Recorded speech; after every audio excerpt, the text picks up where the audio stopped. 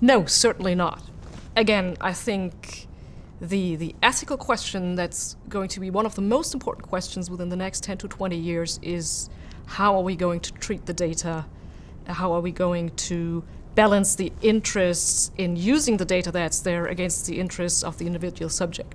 The Internet of Things is an area where we are seeing more and more of. I still think it's in its infancy. And if we look to other areas of rapid growth where technology and data gathering has really taken a pace, big data for example, we've seen that there is a tension between the growth and use of data on one hand and data privacy on the other. I think given that Internet of Things is still in its infancy, it's an area that needs to be mindful of the landscape around data privacy. I don't think at this stage we're going to see the development of the Internet of Things being killed by data privacy legislation. But I think inevitably, as we see a growth in the Internet of Things, we will see an increase in that tension.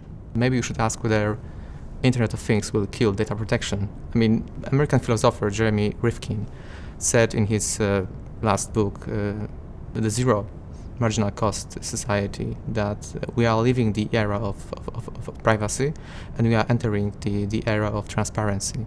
And actually this is happening because of the development of the Internet of Things, and moreover the Internet of Things is going not only to end the era of privacy but the era of capitalism at all.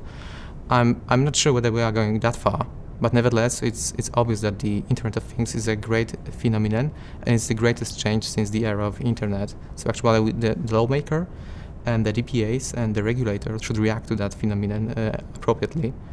Part of this phenomenon is the radio frequency identification, RFID. It's a technology which enables communication between the objects using the electromagnetic waves. European Commission issued guidelines on the RFID technology, which are aimed to ensure more transparency and more privacy protection in application which uses this technology. And actually we need more transparency. There is a European RFID sign which should be used by all RFID operators. RFID operators should engage into privacy impact assessment.